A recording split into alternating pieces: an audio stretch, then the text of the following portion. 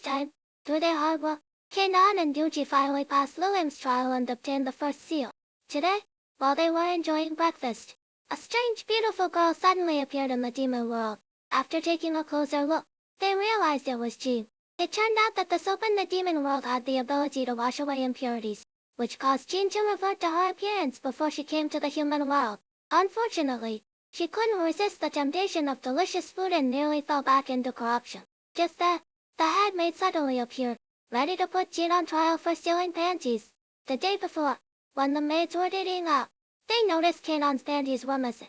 Since someone had seen Jean at the crime scene, the head maid immediately concluded that Jean was the thief. Hearing the commotion, Milch rushed over right away to watch the fun. This reminded Jean that Milch had also been in the changing room yesterday. She hurriedly chased after the fleeing Milch to get some answers, but ended up being teased and got stuck in a wall, unable to move. The head maid tried to take advantage of this to retrieve the stolen panties from Jean, only to discover that Jean wasn't wearing any panties at all.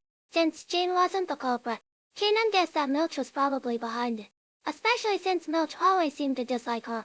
Kanan asked Yuji to bring Milch back, but he was no match for the cunning little girl. He was lured into the changing room and hunted down by the maids. By sheer coincidence, however, he stumbled upon Milch's secret base.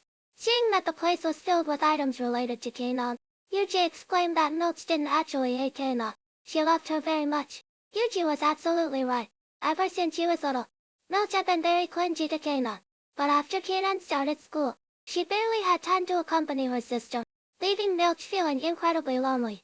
One day, Milch accidentally discovered that whenever she made Kanan angry, Kanan would pay attention to her again. From then on, Milch began playing various pranks on Kanan, including stealing her clothes.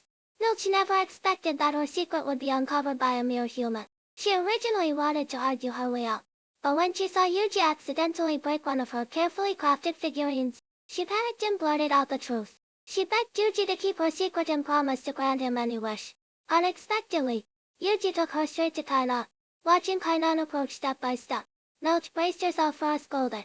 However, Kanan simply patted her head gently, saying that although she was a bit upset, she couldn't help but find her beloved sister's pranks adorable.